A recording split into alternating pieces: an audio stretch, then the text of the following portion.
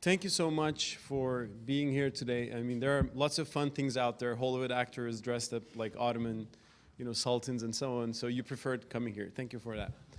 And thanks for the Pacifica Institute actually for organizing this event and for hosting me here today for the second talk. We had another discussion yesterday about Turkey. Now this time I'll go more into my book. And thanks to Sophia a lot for this very generous introduction and not just into my book but also into my life. But I just, Sophia, you already used two basic stories that I start to, use to begin a conference like this.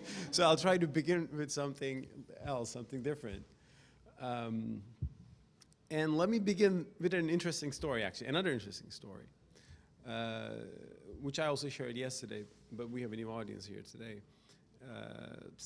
The first time I came to the United States, it was some 13 years ago. And I came to a conference, as I always come to, the main reason I come to US is mainly conferences. And a friend of mine who used to live in the country, here in the US, I was hungry and we were hungry and we need breakfast at an airport. He said, well, let's have breakfast at McDonald's. And I said, do we really want to eat burgers and breakfast? He said, no, McDonald's gives different, proper breakfast. I said, okay, what is that? Then we went there and we take this some standard menu for breakfast, I don't know its name, but there was pancakes in it. And that was the first time that I saw and tasted pancakes. And I simply fell in love with pancakes. I said, this is the greatest thing ever. I have never eaten this before. And so the next time I come to the States, I was desperately hoping to eat pancakes again. But I thought pancakes was an exclusive McDonald's product. So for the first few days, I again looked for a McDonald's before 10:30 to find the pancake. But then I was in New York City then, and I was walking and I saw a restaurant saying pancakes. I said, they stole the idea from McDonald's and they copied it everywhere. Later on, I learned, that pancakes are a larger phenomenon. And I've even tasted homemade pancakes, which were better than everything. And I think that's my silliness, a little story there, back there. But I think it shows that a culture, when you first face it, can be sometimes misleading. At least you might not fully grasp the realities of a culture. And the misperception about the origin of pancakes is a minor issue. It's really not important. And you figure it out easily. It just takes a little walk in a city to see that you're mistaken there. But mistakes or misunderstandings about the values of a culture, about the history or the practices of a religion particularly, is more serious, and it's sometimes harder to overcome those misperceptions. And I would say, I think in the Western world today, there is an understandable and justified concern about some of the radical elements within the Muslim civilization. Some angry Muslims who have done some horrible things, such as the 9/11 attacks, which Muslims throughout the world have denounced as something, an unspeakable crime against innocent people, and it's a crime that puts stain on our faith. But that really is not what the majority of Muslims believe and think that is the true values of our faith. And that really doesn't represent the 14th century long history of a whole civilization, a Muslim civilization. But still, I mean, if we leave that issue of terrorism aside, which is very marginal, I mean, a sympathy for terrorist acts such as that is very, very marginal, any support for that in the Muslim world. But there are there are broader issues. There are some broader problems. And some of these problems are the problems that I try to discuss in my book, try to deconstruct in my book, and try to understand where they come from. These are the problems about an authoritarian approach to some religious questions. And, Sophia's, summarized it well. Is it music out there? It's fine. Yeah, we can do nothing about it. So, okay. Oh, yes. Sorry, I didn't hear it. Sorry. It's called to pray. As Sophia summarized, one story, which was actually striking for me, was a passage that I read when I was at the age of 9. A passage which said, when your children don't start to pray, beat them and make sure that they pray. And when I was a kid, I saw that, and that made me nervous, way back.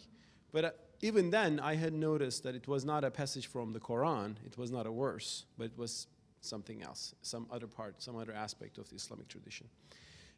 And I think that insight is important to keep in mind, because Islam, like other monotheistic religions, Islam, like other religions with a scripture, began with a revealed text, a text that Muslims believe it's revealed, and I believe it's revealed. Like Christians believe that Jesus Christ spoke the word of God, or Jews believe that the Torah brought the commandments of God. Then that text was understood by people, and it unfolded in history, and was understood and interpreted in various ways. And throughout this process, many customs, pre-existing customs, attitudes, mindsets became mixed with religion. This is in many ways normal. I mean, if people understand a text, a divine text, they get inspired by it, but they sometimes keep on living as they are. This is only natural. But it becomes a problem when we attach ourselves to some medieval customs, although they are not necessarily Islamic, and try to preserve them today, thinking that we are preserving something really Islamic.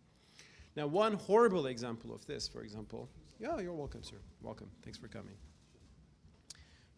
One example of this, for example, this confusion of tradition of men, as Jesus said in the New Testament, with the Word of God. That confusion is, for example, a practice that is unknown in Turkey, that is unknown in most parts of the Muslim world, but is very popular, unfortunately, in Northeast Africa, called female genital mutilation.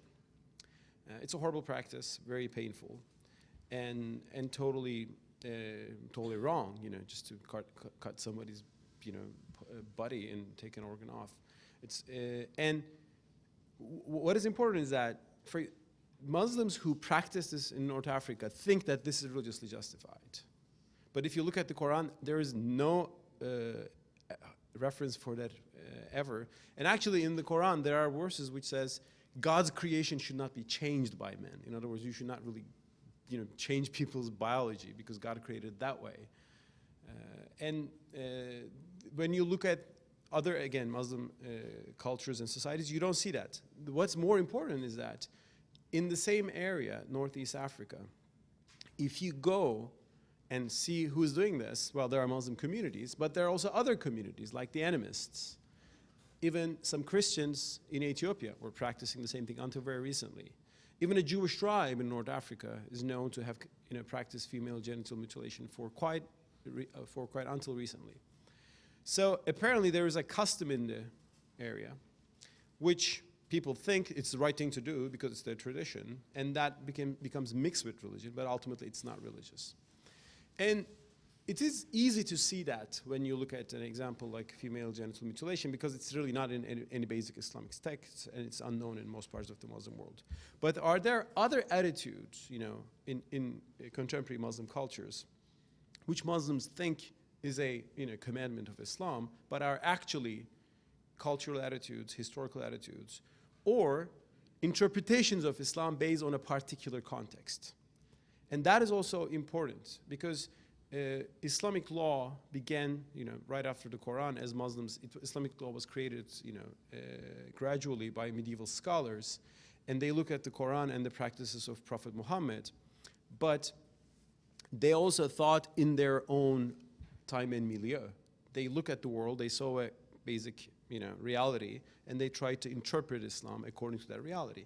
For example, the famous division between House of War and House of Islam, those two terms. I mean, if you start to discuss Islam and politics, these are the terms that you will come up eventually.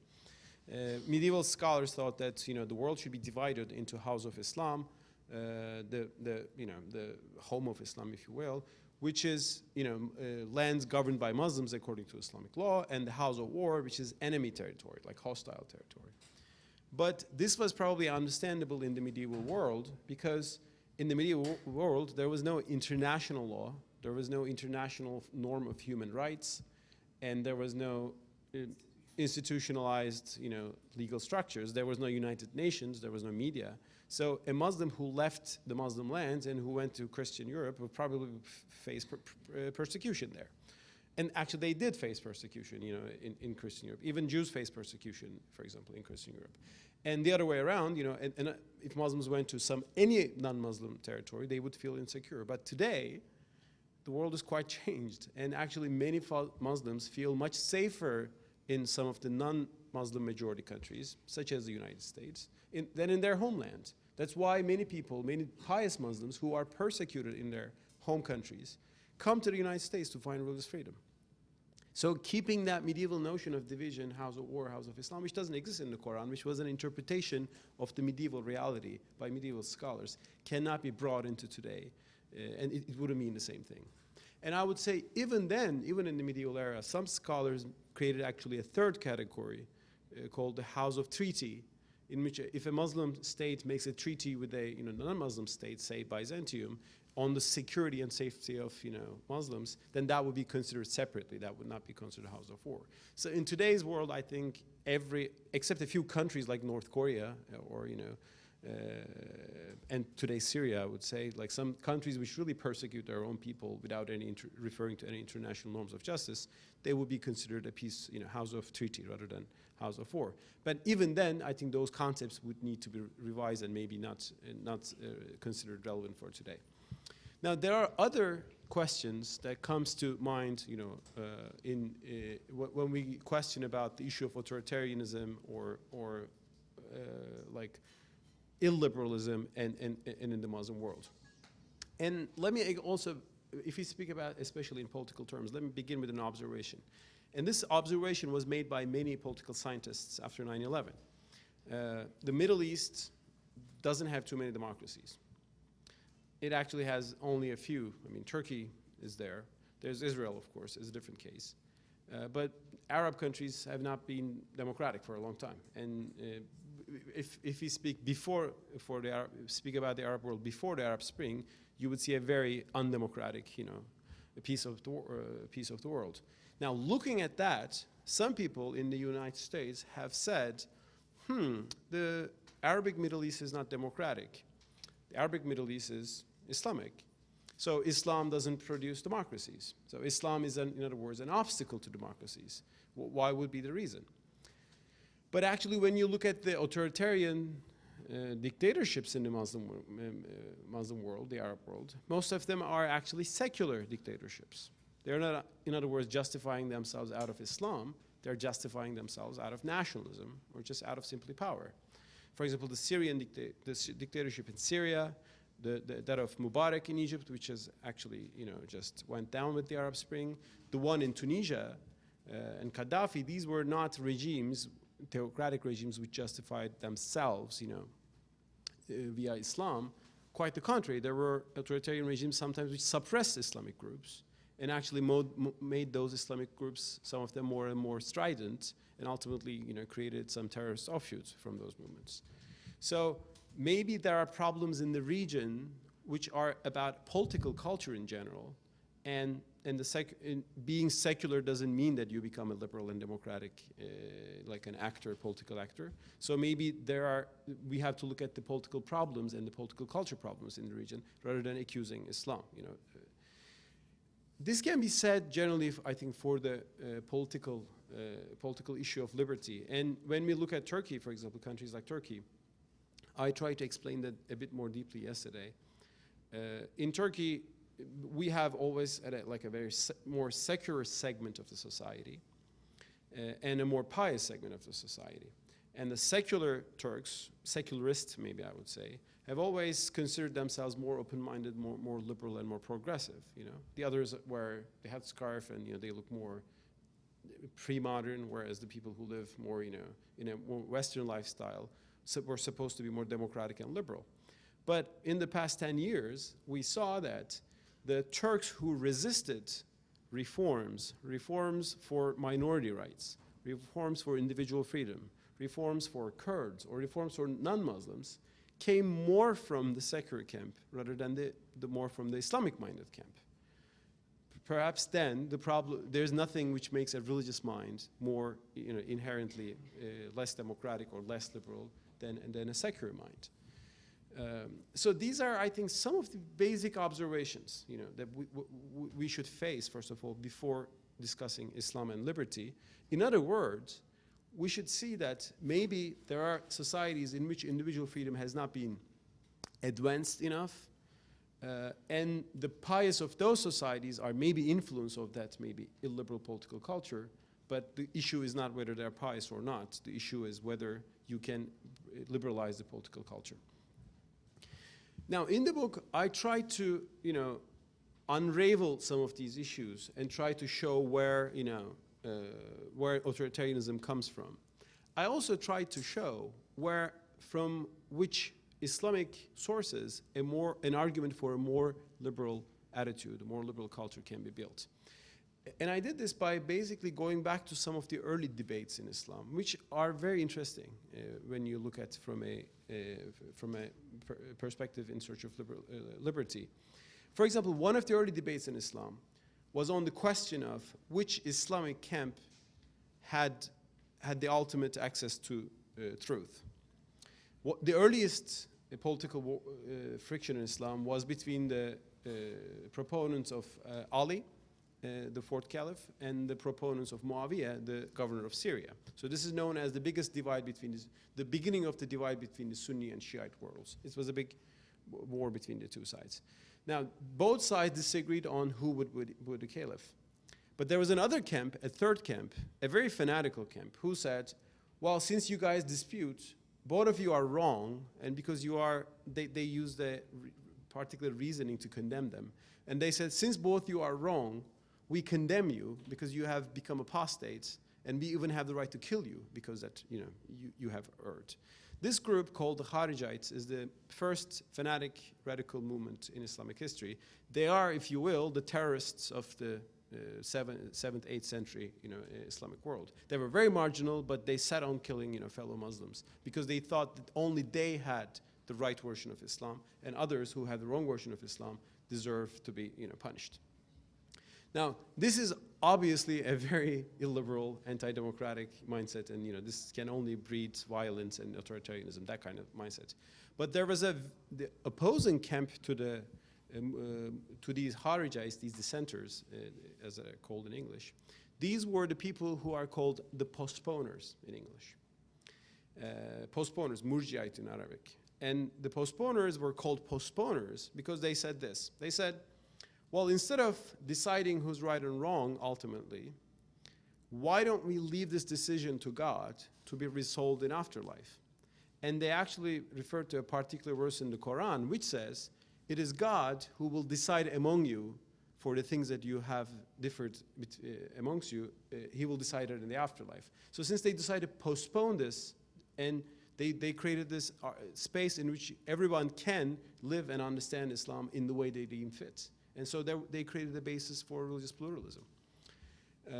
And that argument of the Murji'ites, the postponers, influenced Abu Hanifa, one of the founders of 4 major Islamic schools. And that's one of the reasons that the Hanafi tradition has been a bit more flexible than some other Sunni schools. And it is particularly interesting that I think the same argument for pluralism was made by British liberal thinker John Locke 1,000 years after the postponers. In his letter concerning toleration, he wrote, well, there are many churches in England. Only God knows which one is ultimately right. So why don't we have a pluralist system in which, each of them, why don't we accept liberty for all, under which, everybody can live peacefully? There are other parallelism. I mean, some of the thinkers in the medieval Muslim world discussed the idea of freedom. And the idea of freedom basically came from the insight that every Muslim is giving a test in life which will be ultimately decided and questioned and decided by God in the afterlife. Because the Quran tells that every individual has a life and a responsibility. It's a personal responsibility. As a Muslim, I cannot expect someone else to save me. I should have my own, my deeds and my own inner feelings and my own goodwill to be saved in afterlife. So in order to be able to give this test, I should be able to make choices. And based on that reasoning, some Islamic scholars in the Middle Ages, and I touch upon them in the book, said that making religious choices and an environment which allows that is a must, for the evolution, for the flourishing of a genuine piety. And I think it is only common sense to see this today. Since Sophia began with my experience in Saudi Arabia, I want to finish with that. In Saudi Arabia, well, there's this interesting phenomenon that, only Kaaba is not segregated, but all other spaces are segregated, like gender, they have gender segregation. There's another interesting phenomenon in Saudi Arabia called the religious police, the mutawwa. And these are Saudi-employed, morality police, and their job is to go around, and they have sticks in their hands sometimes, and they would force people to observe what they perceive as Islamic law. And they would enforce people to observe all Islamic practices. For example, when the prayer time comes, and if you're messing around, the religious police will come and tell you, go to the mosque, go to the mosque. And they would also force your shop to, force you to close your shop, because at the prayer time, you are supposed to keep your shop closed. Now, here's the question that I asked to some of my friends from Saudi Arabia who are a little more positive about this, experience. If you're going to the mosque because of police is forcing you to go, is this really worshiping God? Great. Shouldn't you go to the mosque not because you fear the police, but you fear God and you love God?